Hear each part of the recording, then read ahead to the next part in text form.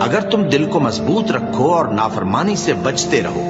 اور کافر تم پر جوش کے ساتھ دفتن حملہ کر دیں تو تمہارا پروردگار 5000 فرشتے جن پر نشان ہوں گے تمہاری مدد کو بھیجے گا، اور اس مدد کو تو اللہ نے تمہارے لیے ذریعہ بشارت بنایا،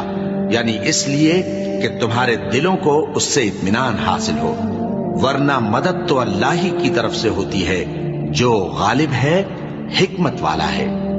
یہ اللہ نے اس لیے کیا کہ کافروں کی ایک جماعت کو ہلاک کر دے یا انہیں ذلیل و مغلوب کر دے کہ ناکام واپس جائیں۔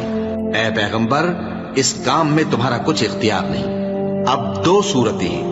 یا اللہ ان کے حال پر مہربانی کرے یا انہیں عذاب دے کہ یہ ظالم لوگ ہیں، اور جو کچھ آسمانوں میں ہے اور جو کچھ زمین میں ہے سب اللہ ہی کا ہے، وہ جسے چاہے بخش دے اور جسے چاہے عذاب کرے، اور اللہ